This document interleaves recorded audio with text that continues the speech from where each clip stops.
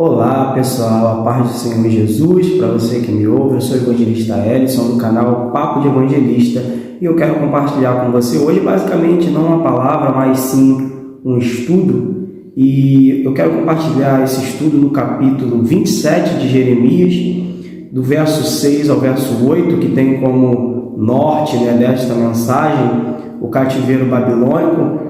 Jeremias ele estava ali predizendo tudo o que aconteceria, a mando de Deus, e ele vai revelar através dessa palavra o que aconteceria com o povo de Judá, o povo do Reino do Sul. Mas antes de tudo eu quero pedir que você se inscreva no canal, deixe o seu like, compartilhe esse vídeo, para que essa mensagem possa chegar a muitas pessoas, o máximo de pessoas possíveis.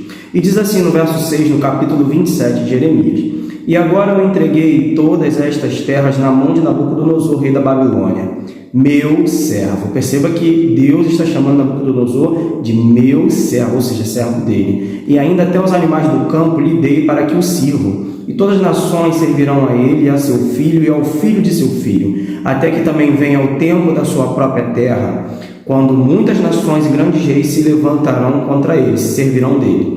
E acontecerá que, se alguma nação e reino não servirem o mesmo Nabucodonosor, rei da Babilônia, e não puserem seu pescoço debaixo do jugo do rei da Babilônia, a essa nação castigarei com espada e com fome e com peste, diz o Senhor, até que a consuma pela mão. Gente, esse texto é muito interessante, porque ele está abordando justamente esse período em que Nabucodonosor vai invadir o Reino do Sul. Isso vai acontecer ali entre os anos 597 a.C.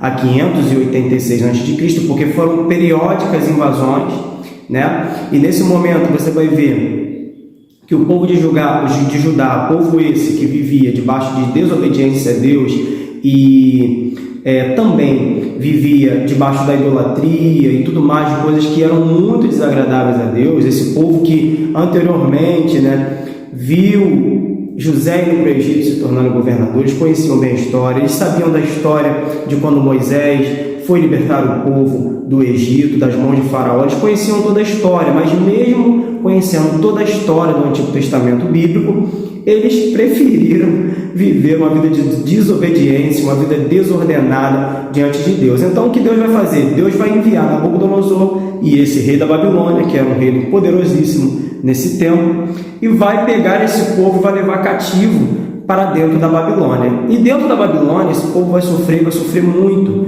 porque o jugo de Nabucodonosor, conforme está dizendo nesse texto aqui, era um jugo muito cruel, era algo assim, era fardos muito pesados que eram lançados em cima desse povo, e tudo isso por causa da desobediência, por causa da idolatria, por causa de profanarem aquilo que Deus colocou nas mãos deles, E também, gente, quando Nabucodonosor ele entra em Judá, uma das coisas que Nabucodonosor vai fazer é destruir o templo da adoração, Porque, como nós sabemos, praticamente todas as civilizações do Antigo Testamento eram politeístas, ou seja, adoravam vários deuses.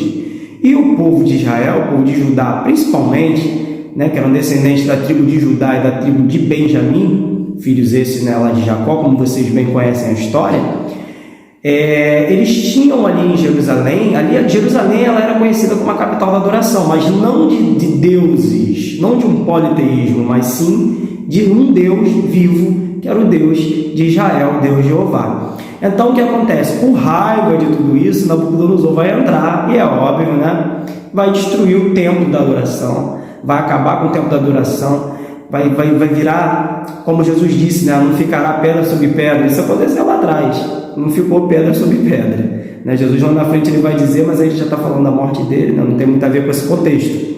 Mas Nabucodonosor destrói tudo, leva o povo cativo para o cativeiro, lá em Babilônia, e o povo vai viver 70 anos. Só que quando você olha para esse capítulo 27 de Jeremias, ele já está predizendo tudo isso que vai acontecer. 70 anos de jugos pesados, e depois de 70 anos eles seriam libertos, como Jeremias bem disse, outros reis invadiriam o Império Babilônico e libertariam o povo. E aí mais à frente, no ano 537, você vai ver que Ciro o Grande, que era um rei persa, um rei do Império Aquemênida, um rei persa, Ele vai invadir a Babilônia e vai libertar o povo. O Império Persa, que não tinha essa tradição de querer destruir a cultura de outras regiões, de outros povos. Eles não tinham essa tradição de destruir cultura, de querer implicar, querer esse embate por causa de religião, apesar dos povos persas serem adeptos a uma religião chamada Zoroatrismo, que tinha como seu precursor um camarada chamado Zoroastro, que tem uma ideologia um pouco parecida também com o cristianismo, porém, há algumas diferenças em relação a essa questão de nomeação de deuses, No caso deles era um deus mau, um deus bom, o deus mau lutaria contra o deus bom e venceria, enfim. Mas aonde eu quero chegar com isso? No fim do cativeiro babilônico, que é quando Ciro o Grande, que era um rei persa, ele vai invadir a Babilônia, vai libertar o povo, e o povo de Israel vai voltar para sua terra natal, que era a terra de Israel, que fica localizada ali, onde atualmente é Israel e a Palestina. E aí o que acontece? Quando o povo volta, o povo vai reconstruir o templo, naqueles tempos de Neemias, como nós bem conhecemos, no tempo de Ageu, a glória da segunda casa será maior do que a da primeira, está falando justamente disso, do segundo templo, porque o primeiro templo foi destruído pelos babilônios. Então eles vão construir o segundo templo, que lá na frente vai ser destruído por Roma, pelo Império Romano, no ano 70 depois de Cristo, pelo grande capitão, comandante chamado Titus Flávios, Mas enfim, tudo isso que acontece com o povo de Israel quando eles vão para a Babilônia é por causa da desobediência. Tudo isso é por causa da idolatria a outros deuses. Tudo isso é porque eles se rejeitaram a fazer a vontade de Deus e decidiram fazer a sua própria vontade. E aí recai sobre eles todo esse jugo. Só que a gente vê que houve uma oportunidade de libertação. E aonde eu quero chegar com isso? Há uma oportunidade sempre de libertação para nós. Ainda que nós tenhamos uma vida errada no passado, tenhamos tido uma vida errada no passado, ainda que nós tenhamos tido também uma vida totalmente desregrada, Deus, é claro, as consequências vêm, e o cativeiro foi uma consequência da desobediência, de tudo isso que eles fizeram, profanando o nome de Deus, mas a oportunidade foi dada e eles voltaram para a sua terra natal. E a Bíblia vai dizer que um rei chamado Dário, ele vai disponibilizar o retorno de todos os utensílios que foram tirados pelo reinado de Nabucodonosor, pelo rei Nabucodonosor. Ele vai disponibilizar que volte tudo isso para lá, para Jerusalém, e que eles possam reconstruir esse templo. Então, assim, houve uma correção de Deus, com esses 70 anos de cativeiro babilônico. Muita gente morreu, muitas vidas se perderam nesse período, mas houve também uma nova oportunidade, porque eles voltaram para a sua terra natal e puderam reconstruir aquilo que o inimigo destruiu. Então, onde eu quero chegar com essa palavra?